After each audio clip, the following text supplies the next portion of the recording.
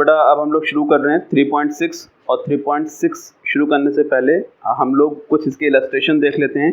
जैसे illustration example number 17 आपका जो दिया हुआ है, solve the pair of linear equation. तो आपको दो इक्वेशन यहाँ पर दिए हुई हैं। ये एग्जाम्पल नंबर 17 है। Class 10 pair of linear equation in two variable, page number 63 पे आपका ये क्वेश्चन दिया हुआ है, एग्जाम्पल नंबर 17। ठीक है, एंड इसमें दो इक्वेशन दे रखी हैं कुछ इस तरह से। आपने जो भी इक्वेशन अभी तक सॉल्व की हैं वो बेसिकली इस फॉर्मेट में नहीं होती थी। तो एक नई टाइप ऑफ इक्वेशन आपको दे रखी है, आपको कुछ इसमें अजम्पशन करना होता है और सीधा सॉल्व करना होता है। तो दूसरी इक्वेशन दे रखी है 5y(x) minus of 4y(y) is equal to minus of 2। तो आप इसको सिंप्लीफाइड कर लीजिए। सिंप्लीफाइड इसको कैसे करेंगे, क्योंकि आपको अगर 2x + 3y = 13 दे रखा होता तो आप इजीली कर लेते इसको, लेकिन ऐसा ना करने हम लोग कैसे करेंगे इसको। हम लोग लेट सपोज कर लेंगे, लेट जो 1/x की वैल्यू है हम उसको u सपोज कर लेते हैं, एंड 1/y की जो वैल्यू है उसे हम लोग v सपोज कर लेते हैं। तो ये देखिए 2/x है, मतलब 2u हो जाएगा, ये है ना, 2u हो गया प्लस 3y हो गया, सॉरी 3v हो गया, इज इक्वल टू 13। इसी तरह से इसको थोड़ा सॉल्व कर लीजिए। ये हो गया आपके पास 5u minus 4v is equal to minus of 2। अब ये सिंपल फॉर्मेट जैसे आपको पहले सॉल्व करनी होती थी, आप वैसे इसको सॉल्व कर सकते हैं। आप जो चाहें क्रॉस मल्टीप्लिकेशन लगाइए, सब्स्टिट्यूशन या एलिमिनेशन। हम लोग एलिमिनेशन सॉल्व कर रहे हैं इनको। ठीक है, एलिमिनेशन से हम लोग डायरेक्ट सॉल्व कर लेते हैं। तो एलिमिनेशन सॉल्व करने के लिए हमें किसी भी एक वेरिएबल को बराबर बनाना होता है। तो हम ऐसा करते हैं, इस वाली इक्वेशन को 5 से मल्टीप्लाई कर देते हैं, क्योंकि हम u वेरिएबल जो है उसे हम लोग इक्वल बना रहे हैं, और इसको 2 से मल्टीप्लाई कर देंगे, क्योंकि इसकी जो कोएफिशिएंट है वो 2 है। जो पहले इक्वेशन कोएफिशिएंट है u का वो 2 है, क्योंकि हम 2 को मतलब सॉरी u जो वेरिएबल है उसे बराबर बना रहे हैं, इसीलिए हम लोगों ने इसका मल्टीप्लाइड इसमें और इसका मल्टीप्लाइड इसमें कर देंगे। तो हमारे पास एक सिंपल फॉर्मेट में इक्वेशंस बन जाएंगी। वो बन जाएंगे आपके पास 10u प्लस 3v, सॉरी 15 हो जाएगा ये आपका, इज इक्वल टू 65। एंड यहाँ पे आप 2 से मल्टीप्लाई करेंगे तो ध्यान से देखिए u वाला जो आपका टर्म है वो पूरा इक्वल हो चुका है, एंड ये आपका -4 हो जाएगा। ठीक है, आप 2 से मल्टीप्लाई 10 हुआ, 8 हुआ एंड -4 हुआ। अब आप सिंपल सा जो टर्म सेम बनते हैं, अगर आपके पास सेम साइन है तो आप सब्सट्रैक्ट कर दीजिए। साइन उल्टे हो जाते हैं सब्सट्रैक्ट करने पर, और ऑफकोर्स ये कट गया। ये 15v है, 8v कितना हो गया, 15 और 8 23 होता है, 23v हो गया, इज इक्वल टू, इसमें आप जोड़ेंगे तो ये हो जाएगा 69। यस, 69 हो गया। तो आप ध्यान से देखिए v की वैल्यू जो आ रही है वो आ रही है बेटा 3, है ना।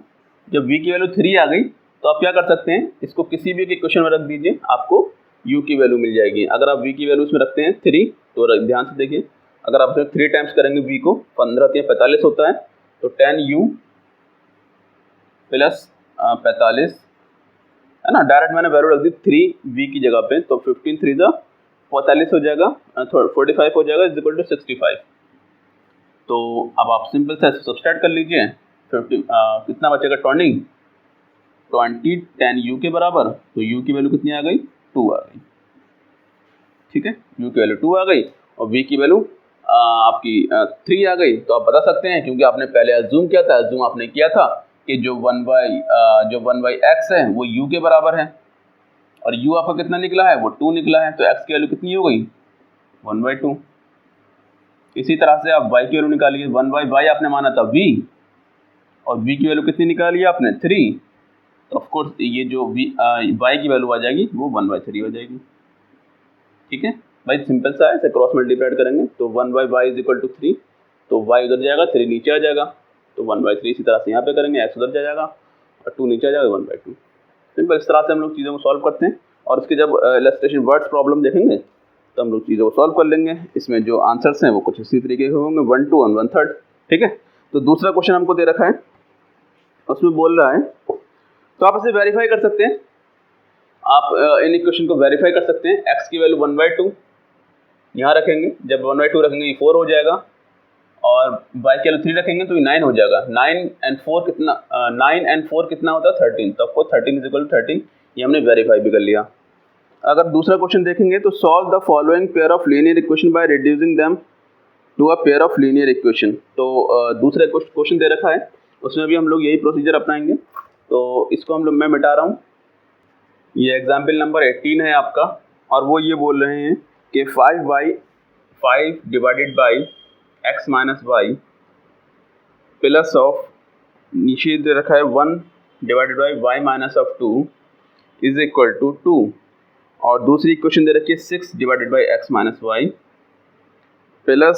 Minus of 3 divided by y minus of 2 is equal to 1। तो ये दो इक्वेशन आपको दे रखी हैं, आप इनको सॉल्व करिए। सॉल्व कैसे करना आपको बता दिया है कि ये जो वेरिएबल्स दे रखे हैं इस पूरे टर्म को आप u और v कंसीडर कर लेंगे, ठीक है। तो दोनों ही जगह सेम है, दोनों ही इक्वेशन में x माइनस 1 और y माइनस 2 है। तो आप क्या करेंगे, पहला step let 1 x minus 2 x minus 1 is equal to, आप एज्यूम कर लीजिए u, और इसी तरह से आप एज्यूम कर लीजिए 1 minus y minus of 2 is equal to v। देखिए आप दोनों ही वेरिएबल सेम तरह के हैं, तब आप ऐसा एज्यूम कर सकते हैं। इससे क्या होगा, इससे फ़ायदा ये होता है कि सिंपल फॉर्मेट में लिखी जा सकती है। जब आप इसको सिंपल फॉर्मेट में लिखेंगे तो कैसे लिखेंगे, देखिए ये हो गया आपके पास 5u, ठीक है, एंड ये हो गया आपके पास v, ऑफ कोर्स v हो गया ये, इज इक्वल टू 2 है, एंड आपके पास ये हो जाएगा 6u, और ये हो जाएगा माइनस का 3v इज इक्वल टू 1। बहुत ईजी हो गई ये इक्वेशन। तो आप सिंपल सा इस वाली इक्वेशन को v बराबर बनाने के लिए इसमें 3 से मल्टीप्लाइड करना पड़ेगा। हम कर देते हैं, 3 से जब इसमें मल्टीप्लाइड करेंगे आप तो क्या हो जाएगा, ये जब आप 3 से मल्टीप्लाई करेंगे इस वाली इक्वेशन को मैं यहाँ लिख रहा हूँ रेड पेन से, तो ये हो जाएगा आपके पास 15u plus of 3v is equal to 6। अब फ़ायदा ये हुआ है, सीधे सब ऐड कर दो। ऐड करने से फ़ायदा ये होगा कि आपको साइन चेंज नहीं होते हैं, डायरेक्ट कट जाते हैं। जब आप डायरेक्ट काट देंगे इनको तो क्या बचेगा, 6 5 11u इज इक्वल टू 7। तो u की वैल्यू जो आ गई वो 7/11 आ गई, ठीक है। जैसे ही आपकी u की वैल्यू निकली है, इसी तरह से आप कैलकुलेट कर सकते हैं v की वैल्यू। किसी भी इक्वेशन में u की वैल्यू रख दीजिए, जब आप u की वैल्यू उसमें रखेंगे तो हो जाएगा 5 into 7/11 plus of v is equal to 2। तो आप इसमें रखेंगे तो ये हो जाएगा v is equal to 2 minus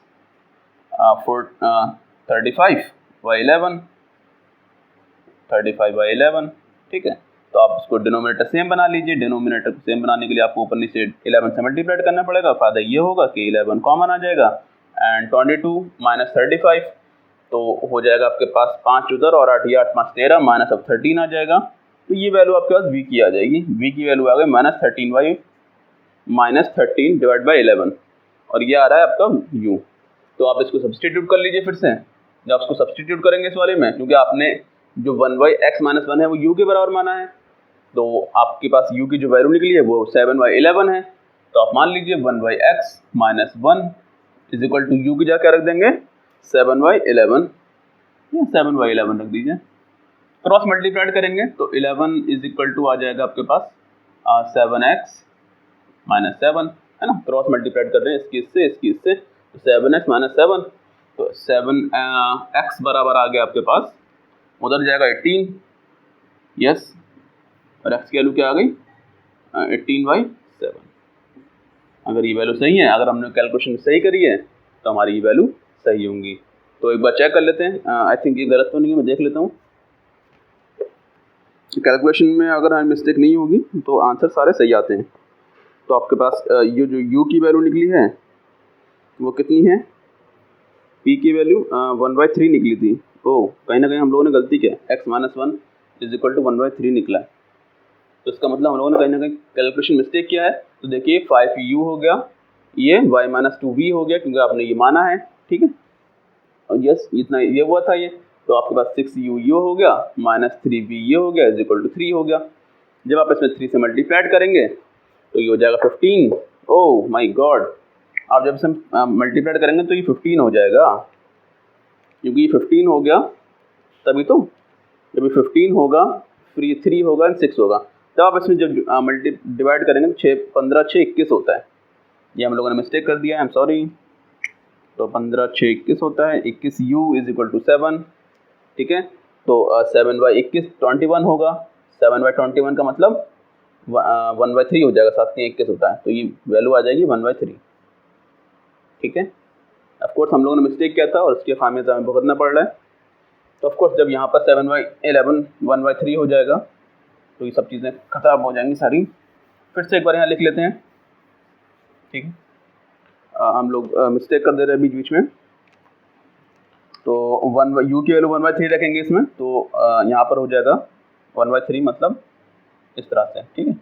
तो ये हो जाएगा v = 2 - 5/3, तो 3 बराबर बना लीजिए, ऊपर नीचे मल्टीप्लाइड कर लीजिए और ये हो जाएगा 6 - 5 मतलब ये भी 1/3 आ गई, ये v की वैल्यू आ गई, ठीक है। 6 - 5 / 1/3, तो दोनों ही वैल्यू 1/3 आ रही हैं। तब आप इसमें जब 1/3 रखेंगे, एक्चुअली मुझे लग रहा था कहीं ना कहीं हम लोग वैल्यू गलत निकाल रहे हैं,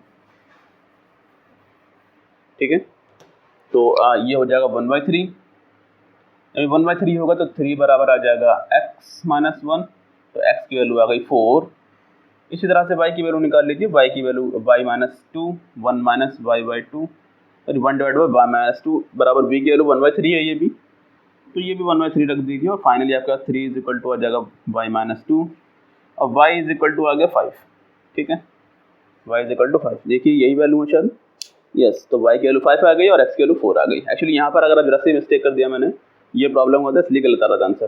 तो अगला क्वेश्चन देखते हैं। अगला क्वेश्चन है कुछ इस तरह से कि बोट है, चलो मैं इसको पहले मिटा लेता हूँ। एग्जाम्पल नंबर 19 हम लोग देख रहे हैं।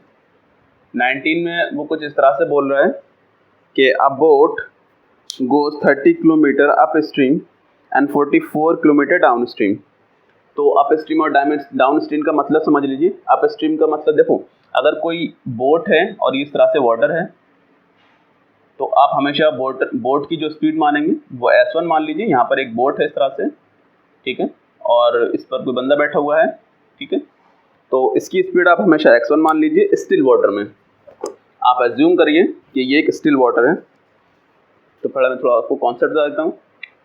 इसकी स्पीड आप हमेशा स्टिल वाटर में s1 मान लीजिए, ठीक है। ये x या y जो भी मान लीजिए, x मान लीजिए या s1 मान लीजिए स्पीड।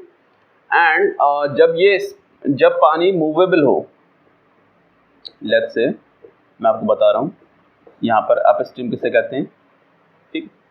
स्टिल वाटर में जो स्पीड है वो s1 है और स्ट्रीम की जो वेलोसिटी मानिए, जैसे लेट्स से पानी यहाँ पर चल रहा है, पानी का नदी का जो बहाव है उसकी जो वेलोसिटी है वो s2 है, पानी भी चल रहा है, ठीक है। तो अगर इस पर नाव है, नाव भी इसी डायरेक्शन में चल रही है, ये बंदा बैठा हुआ है आपका, और नाव की जो डायरेक्शन है वो s1 है, मतलब सेम डायरेक्शन में है, ठीक है। तो उसको बोलेंगे हम लोग डाउन स्ट्रीम, ठीक है। डाउन स्ट्रीम बोलेंगे हम लोग इसे। तो इसमें क्या होगा, डाउन स्ट्रीम में, डाउन स्ट्रीम बोलेंगे हम लोग जब दोनों की डायरेक्शन सेम होगी। और डाउन स्ट्रीम का मतलब ये होता है कि जो वेलोसिटीज़ होती हैं वो जुड़ जाती हैं, डाउन स्ट्रीम में वेलोसिटी जुड़ जाएंगी। ये सिंपल सी बात है। अब अगर इसी डायरेक्शन में पानी भी बह रहा है, इसी डायरेक्शन में आप भी चल रहे हैं, तो पानी की स्पीड लेट से 3 किलोमीटर पर सेकंड है, आपकी भी स्पीड जो है जो भी है 10 किलोमीटर पर सेकंड, 5 किलोमीटर पर सेकंड या 5 मीटर पर सेकंड। तो दोनों की स्पीड जो होगी जुड़ जाएगी, क्योंकि जो तीसरा बंदा जो यहाँ से देखेगा उसे लगेगा कि बोट बहुत तेज चल रही है। एक्चुअल में आपकी वेलोसिटी 3 मीटर पर सेकंड है और इसकी वेलोसिटी 2 मीटर पर सेकंड है। तो जो बंदा बाहर खड़ा होगा नदी के, आपको देख रहा होगा, तो लगेगा, उसको लगेगा कि 5 मीटर पर सेकंड की स्पीड चल रहे हैं उसके रिस्पेक्ट में, ठीक है। तो ये हो गया आपका एक केस जब आपको डाउन स्ट्रीम मतलब आई मीन सेम डायरेक्शन होगा। और अप स्ट्रीम उसे कहेंगे कि लेट्स से आपके पास बोट है, मतलब आई मीन आपके पास ये वाटर है। अब वाटर की जो वेलोसिटी है वो इन दिस डायरेक्शन, मतलब इसकी जो वेलोसिटी आप मान रहे हैं, आपने s2 मानी है, इसकी वेलोसिटी इस डायरेक्शन में है और आप अब जा रहे हैं अपोजिट डायरेक्शन में। ये आपकी नाव है जैसा कि पहले थी, ठीक है। ये आप बैठे हुए हैं और आपकी जो डायरेक्शन है वो अपोजिट है और आपकी डायरेक्शन अभी भी s1 है, ठीक है। तो इस केस में क्या होगा, इस केस में इसको हम लोग बोलते हैं अप स्ट्रीम।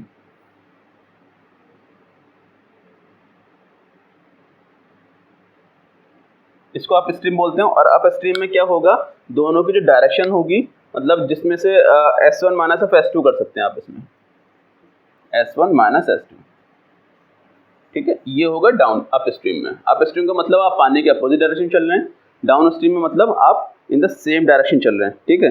तो क्वेश्चन कुछ इस तरह से दे रखा है। अप स्ट्रीम में आप ध्यान रखेंगे कि वेलोसिटी जो होंगी वो सब्सट्रैक्ट होंगी, और डाउन स्ट्रीम में वेलोसिटी जो होंगी वो ऐड होती हैं, ठीक है। तो उन्होंने जो क्वेश्चन दे रखा है आपको, वो दे रखा है कि अ boat goes 30 kilometre up stream and 44 kilometre down stream in 10 hours. जो टाइम दे रखा है वो उन्होंने क्या कर रखा है, फिक्स दे रखा है आपको। तो मैं यहीं से इस क्वेश्चन को सॉल्व करना शुरू कर रहा हूँ, ठीक है।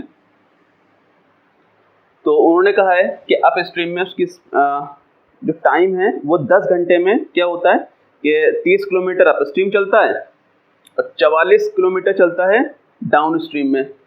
तो अप स्ट्रीम में क्या होगा, वेलोसिटी जो होगी वो क्या होगा, सब्सट्रैक्ट हो जाएगी, और डाउन स्ट्रीम में वेलोसिटीज जो होती है जुड़ जाती है। तो पहले अप स्ट्रीम में अगर है, और तो हमें टाइम क्या दे रखा है, टाइम हमें फिक्स है, टाइम 10 आवर्स लगेंगे। आपको पता है बेसिक कॉन्सेप्ट क्या होता है कि distance is equal to speed into time होता है। ये बेसिक फंडा होता है जब एक्सेलरेशन जीरो होता है, मतलब आई मीन एक्सेलरेशन वेलोसिटी की जो स्पीड है, आई मीन जो पार्टिकल चल रहा है उसकी वेलोसिटी कांस्टेंट होती है, तो एक्सेलरेशन जीरो होता है। उस कंडीशन में हम लोग ये फॉर्मूला लगाते हैं, जब एक्सेलरेशन जीरो होता है, distance is equal to speed into time. यहाँ पर कंडीशन क्या है, जब एक्सेलरेशन जीरो होता है। यहाँ पे एक्सेलरेशन की कोई बात नहीं हो रही है, इसलिए हम लोग ये फॉर्मूला लगा सकते हैं, distance is equal to speed into time. अगर मैं टाइम यहाँ से निकालना चाहूँ, अगर मैं इसे टाइम निकालना चाहूँगा तो होगा डिस्टेंस डिवाइडेड बाई स्पीड, ठीक है। तो आप ध्यान दीजिए, टोटल टाइम उन्होंने दे रखा है 10 आवर्स। कितना दे रखा है, 10 आवर्स। तो 10 आवर्स जो होगा, तो पहला टाइम कितना लगा है, अप स्ट्रीम में कितना लगा है, और अप स्ट्रीम को मैं बोल देता हूँ TU, और डाउन स्ट्रीम में कितना लगा मैं TD बोल देता हूँ, और is equal total time T total. तो आप ध्यान दीजिए, T टोटल जो है आपके पास कितना है, 10 आवर्स, ठीक है। और अगर T अप स्ट्रीम बोलूँगा, अप स्ट्रीम में अगर मैं डिस्टेंस बोलूँ, डिस्टेंस जो है 44 किलोमीटर, उन्होंने जो अप स्ट्रीम की दे रखा है 30 किलोमीटर, तो डिस्टेंस हो गई 30 kilometre divided by speed. Speed up stream में कैसे लिखते हैं हम लोग, अप स्ट्रीम में स्पीड लिखेंगे S1 माइनस S2, ठीक है, आप S1 माइनस S2, ठीक है, प्लस डाउन स्ट्रीम में क्या हुआ, डिस्टेंस कितनी है, उन्होंने कितनी दी है डाउन स्ट्रीम में, जो उन्होंने जो डिस्टेंस कवर करी है 44 किलोमीटर कवर की है, एंड स्पीड क्या होगी, हमसे जुड़ जाती है S1 plus S2 is equal to 10। ये कुछ इक्वेशन दे रखा है, अप स्ट्रीम का टाइम, डाउन स्ट्रीम का टाइम, टोटल टाइम आपको 10 आवर दे रखा है, ठीक है। और टाइम को हम लिख सकते हैं distance divide by speed. Speed लिख सकते हैं हम लोग इस तरह से, और स्पीड अप स्ट्रीम में हम लोग सब्सट्रैक्ट करके लिखते हैं, और डाउन स्ट्रीम में स्पीड जो है हम लोग ऐड करके लिखते हैं, जैसा कि मैंने आपको बताया, ठीक है। तो यहाँ से आप सॉल्व करेंगे और आपके पास एक इक्वेशन मिल जाएगा। तो आप इसको थोड़ा पहले सॉल्व कर लीजिए, ठीक है। तो यहाँ से एक इक्वेशन मिल जाएगा, एक इक्वेशन यहाँ से मिल जाएगी आपकी, एंड सेकेंड इक्वेशन आप जो अगले स्टैंजा दे रखा है वहाँ से निकालेंगे। It can go 44 kilometre up stream in 13 hours. 13 hours जो नेक्स्ट उन्होंने टाइम दे रखा है, उन्होंने कहा है कि अगले जो 13 मिनट हैं, जो 13 घंटे हैं, इन 13 आवर्स में क्या होता है, वो 40 किलोमीटर अप स्ट्रीम चलता है और 55 किलोमीटर डाउन स्ट्रीम चलता है। तो 40 किलोमीटर अप स्ट्रीम, तो 40 divided by up stream means what, up stream means what, this. तो अप स्ट्रीम में कितना चलता है, 40 किलोमीटर। तो 40 kilometre S1 minus S2। Up stream की वेलोसिटी ऐसे लिखते हैं हम लोग, स्पीड ऐसे लिखते हैं, अप स्ट्रीम सब्सट्रैक्ट करेंगे और डाउन स्ट्रीम में जोड़ते हैं। और डाउन स्ट्रीम में कितना चल रहा है, वो डाउन स्ट्रीम में उन्होंने बोला है कि 55 किलोमीटर चलता है, तो 55 किलोमीटर ऊपर divided by S1 plus S2। बहुत सिंपल है ये क्वेश्चन, और उन्होंने टोटल टाइम दे रखा 13 घंटे लगते हैं इसको ऐसा करने में, तो 13 घंटे लिख दिए, ठीक, इसी फॉर्मूले से, इस फॉर्मूले से। फॉर्मूला क्या है, ये तो बेसिक कॉन्सेप्ट है कि आपका जो बेसिक कॉन्सेप्ट है वो ये है कि डिस्टेंस डिवाइड बाय टाइम, तो अप स्ट्रीम का टाइम, डाउन स्ट्रीम का टाइम, टोटल टाइम। तो पहले वाले में क्या हुआ, 10 घंटे लग रहे थे अप स्ट्रीम और डाउन स्ट्रीम में, और दूसरे जो पैराग्राफ दिया उन्होंने उसमें बोला कि आपके पास 13 आवर्स लग रहे हैं एपस्ट्रीम और डाउनस्ट्रीम में। अब ये दो इक्वेशन आपको मिल गई हैं, आप इन दोनों को सॉल्व कर लीजिए और आपका आंसर मिल जाएगा। ठीक है, जैसा कि आपको थोड़ी देर पहले क्वेश्चन सॉल्व करवाए गए थे उसी तरह सॉल्व करेंगे। आप हमेशा मान लीजिए यहाँ पे आप एज्यूम कर लीजिए S1 minus S2 is equal to U मान लीजिए, इसी तरह से 1/S1 प्लस S2 आप V मान लीजिए। बहुत ईजी हो जाएगा फिर क्वेश्चन आपका, जैसा कि आप हमेशा से सॉल्व करते चले आ रहे हैं। तो आप ध्यान दीजिए, तो ये 30U हो जाएगा पूरा, मैं यहाँ पर लिख रहा हूँ, ये 30U हो जाएगा, 30U, ठीक है, एंड ये 44V प्लस 44V, 44V, ठीक है, is equal to 10। Okay, and इसी तरह से वाली इक्वेशन लिख लीजिए, तो आपके पास हो जाएगा 40U, है ना बेटा।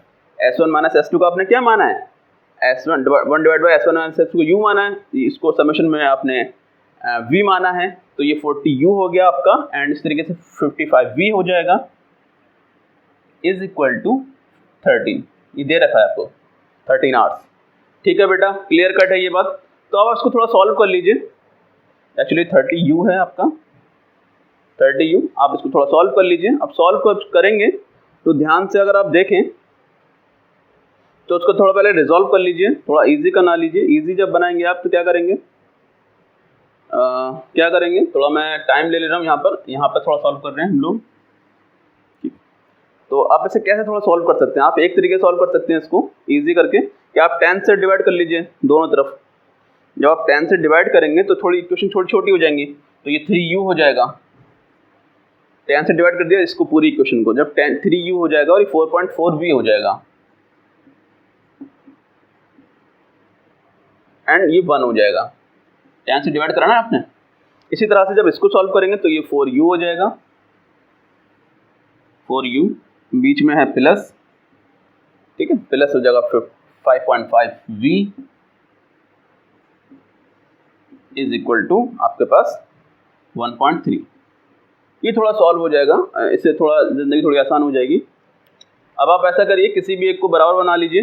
कैसे बनाएंगे बराबर, आप इसमें ऐसा कीजिए, इस वाले में 4 से मल्टीप्लाइड कर लीजिए, या आप क्रॉस मल्टीप्लिकेशन लगा सकते हैं। क्रॉस मल्टीप्लिकेशन में वही सब ड्रामा रहता है, तो आप ऐसा करिए, इसको 4 से मल्टीप्लाइड कर लीजिए और इस वाले को 3 से मल्टीप्लाइड कर दीजिए, या तो आप क्रॉस मल्टीप्लिकेशन लगाएंगे तब भी हो जाएगा इजीली है।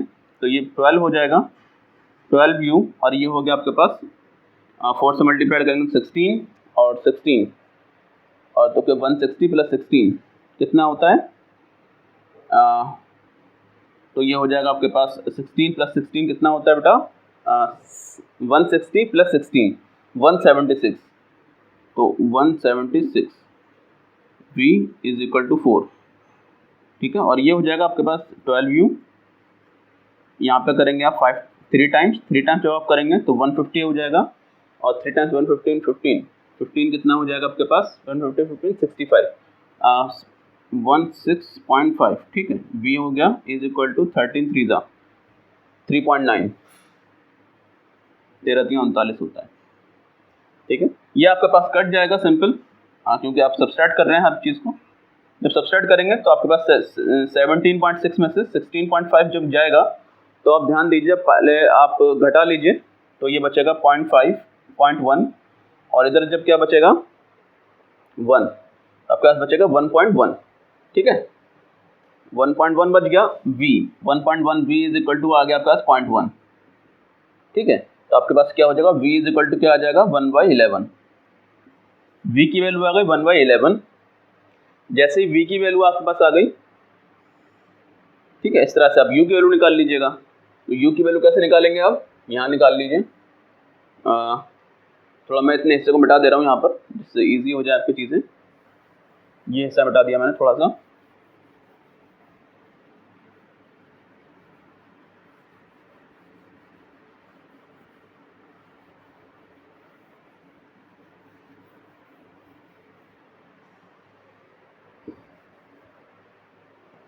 तो ये V की वैल्यू आ गई 1/11। V की वैल्यू आप किसी भी इक्वेशन में रख दीजिए। तो V की वैल्यू लेट्स से मैं पहली बारी में रख रहा हूँ, तो 3U प्लस ऑफ 4.4 1/11 और इज इक्वल टू है 1, है ना बेटा। ये 1 ही था, इज इक्वल टू 1। तो आप इसको थोड़ा काट लीजिए, 4 टाइम्स हो जाएगा 0.4 आ गया। ये 3u बराबर कितना आ गया, तो उधर कम कर लीजिए तो कितना हो जाएगा 0.6। u की वैल्यू कितनी आ गई, 2 3 2 6, तो 2/10 और कितनी आ जाएगी ये 1/5। ठीक है, 3 2 6 हो जाएगा। ओके, देखो इसको थोड़ा ऐसा करके लिखेंगे क्योंकि u बराबर हो जाएगा 0.6 डिवाइड बाई 3, तो ये हो जाएगा, पॉइंट हटाइए, 0 बढ़ाइए, ये हो जाएगा 3 2 6, तो 2/10 हो जाएगा, ये मल्टीप्लाइड में है तो ये हो जाएगा 1/5। यस, तो u की वैल्यू आ गई 1/5। जब आप इसको थोड़ा सॉल्व करेंगे, और क्योंकि आपने एज्यूम कुछ और किया था, आपने एज्यूम किया था 1/s1 माइनस 1/s2, आपने इसको u माना है तो आप इसको u रखेंगे, u की वैल्यू आपके पास आ गई 1/5। ठीक है, 1/5 वैल्यू आ गई। जब 1/5 आ गई थोड़ा सॉल्व करेंगे तो हो जाएगा 5 is equal to s1 minus s2। ठीक है, और इसी तरह से उस वाले को सॉल्व कर लेंगे। दूसरा वाला क्या हो जाएगा, 1/s1 प्लस s2, ये है आपके पास v कितना है आपका 1/11। ठीक है, 1/11। तो आप जब इसको थोड़ा सॉल्व करेंगे तो ये हो जाएगा आपके पास क्या, 11 is equal to s1 plus s2। ठीक है, तो s1 प्लस s2 में जब इन दोनों इक्वेशन को आप जोड़ेंगे, इसको थर्ड मान लीजिए, इसको फोर्थ मान लीजिए, या इसको थर्ड मानिए और इस वाली को फोर्थ मान लीजिए, ज़्यादा अच्छा रहेगा क्योंकि ये पहले बनी थी हम लोगों की। जब आप इन दोनों को जोड़ेंगे तो यहाँ पे देखिए s2 वाला टर्म कट जाएगा। जब आप जोड़ेंगे थर्ड, आप फोर्थ को जोड़ रहे हैं, तब क्या होगा 2s2, क्योंकि s2 तो कट 2s1, क्योंकि s2 वाले टर्म कट जाएंगे, और यहाँ पे क्या हो जाएगा 5 + 11 16 हो गया, और s1 की वैल्यू कितनी आ गई 8, s1 की वैल्यू आ गई 8 किलोमीटर पर आवर। ठीक है, s1 की वैल्यू आ गई। इसी तरह से s2 की वैल्यू निकाल लीजिए। s1 की अगर आपके पास 8 है तो यहाँ आप किसी भी एक में रख लीजिए, तो s2 की वैल्यू कितनी आ जाएगी, 3 आ जाएगी। s1 की वैल्यू कितनी आ जाएगी, यहाँ पर अगर 8 रख देंगे आप तो 8 11 3 जाएगा, 8 3 11 होते हैं, 3 किलोमीटर पर आवर। ठीक है, तो 8 और 3 वैल्यू आ रही है क्या, ठीक आ रही है, देख लेते हैं।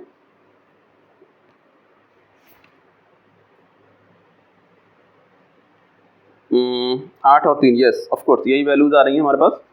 तो हम लोग कुछ इस तरह सॉल्व करेंगे।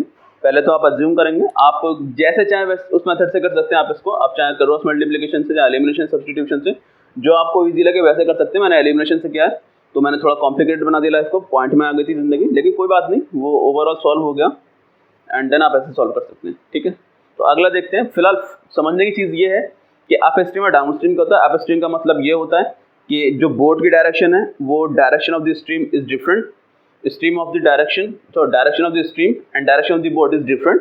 तो उसमें क्या होगा, अप स्ट्रीम में वेलोसिटी जो होती है वो सब्सट्रैक्ट होंगी। ठीक है, और डाउन स्ट्रीम में क्या होता है, boat as well as the stream in the same direction. In that case we can take the downstream the addition of the velocities, addition of the speeds, so we can say the s1 plus of s2 and in the upstream s1 minus of s2, right। ठीक है, ये चीज़ सीखनी थी और finally हम लोगों ने क्या करा, उसको एज्यूम करा u और v की तरह तरीके से। हम लोगों ने इस तरह से इस फॉर्मेट में लिखा क्योंकि उसमें क्वेश्चन में ही दे रखा था 10 घंटे लगते हैं अप स्ट्रीम में और डाउन स्ट्रीम में, तो अप स्ट्रीम को हमने लिख लिया डाउन स्ट्रीम बराबर 10। इसी तरह से हमने लोग दूसरे बार में बोला 40 किलोमीटर लगता है अप स्ट्रीम में, डाउन स्ट्रीम में 55 किलोमीटर, तो टोटल 13 घंटे लगते हैं। तो इस तरह से उन्होंने इक्वेशन हमसे दी थी और हम सॉल्व कर लिया, इजीली हम लोगों ने निकाल लिया आंसर। ठीक है, अगला करते हैं। तो बेटा एक्सरसाइज आपकी 3.6 शुरू कर रहे हैं हम लोग, क्योंकि इसमें क्या है, इलस्ट्रेशन में सारे करा दिए हैं आपको। एक्सरसाइज 3.6 शुरू कर रहे हैं, ये आपकी वही ना, इसका जो अभी एग्जाम्पल्स करा रहे थे उसी की एक्सरसाइज है आपकी 3.6। पेज नंबर आपका मैं बता रहा हूँ आपको 67 है। क्वेश्चन नंबर 2 का थर्ड कर रहे हैं हम लोग। आपको पता ही है क्वेश्चन हमेशा पीछे से शुरू करते हैं जिससे अच्छे क्वेश्चन हम पहले कर पाएँ। ठीक है, तो उन्होंने कहा कि Ruhi travels 300 kilometre to her home partly by train and partly by bus. ठीक है, उसका जो घर है, ठीक है, वो 300 किलोमीटर के डिस्टेंस पर है। जैसा कि उन्होंने कहा Ruhi travel 300 kilometre to her home partly by train and partly by bus. ठीक है, बहुत अच्छी बात। तो टोटल डिस्टेंस में पता लग गई, यहाँ से यहाँ तक कितनी है बेटा 300 किलोमीटर। ठीक है, बहुत अच्छी बात, दे रखी डिस्टेंस हमें। उन्होंने कहा कि she takes 4 hours if she travels 60 kilometre by train. तो भैया उन्होंने 60 किलोमीटर दूरी तय कर ली, लेट्स 60 किलोमीटर ये हो गया।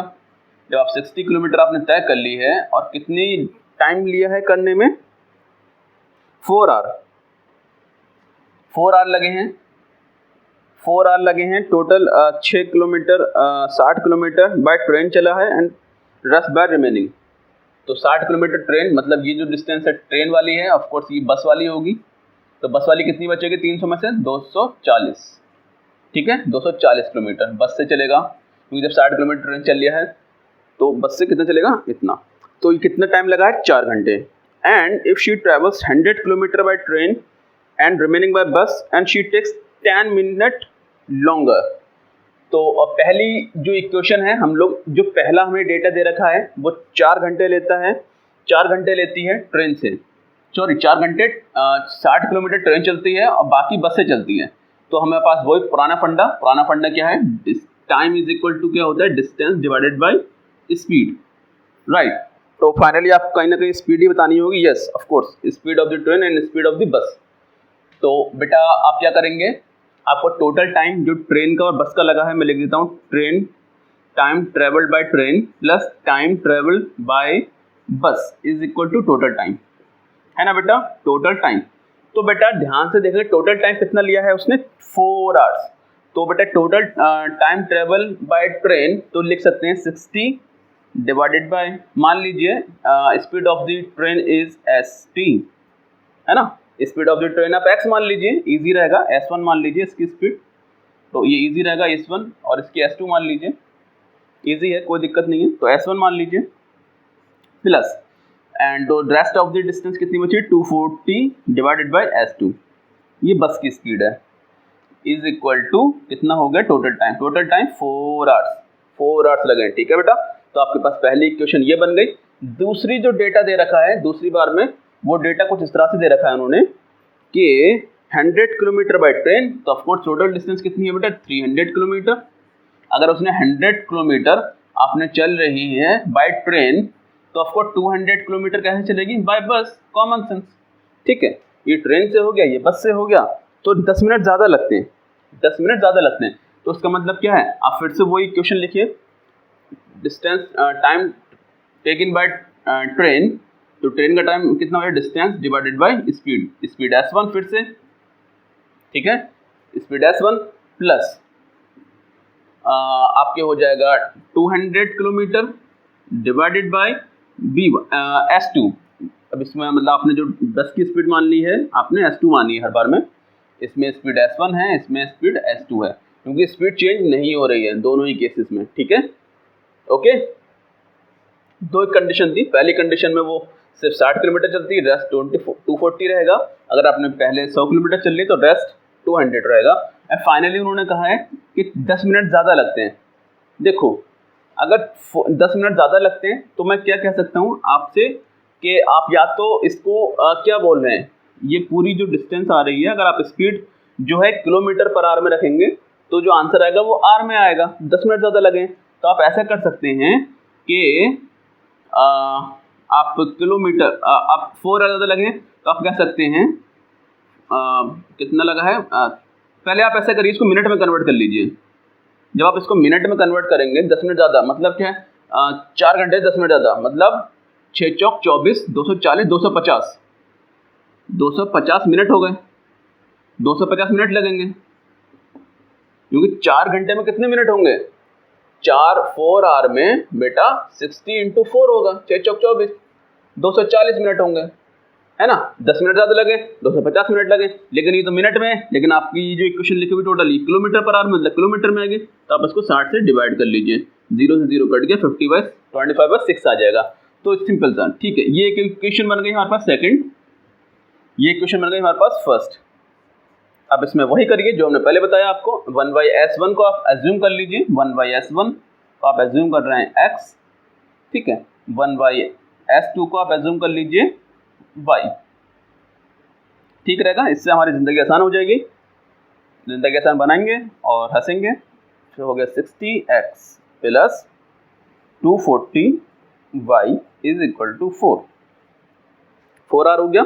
यस, एंड अगर मैं यहाँ पर देखूँ आपका तो हो जाएगा ये वाली इक्वेशन अगर मैं लिखूँ यहाँ से तो कितनी हो जाएगी 100x plus 200y is equal to 25/6।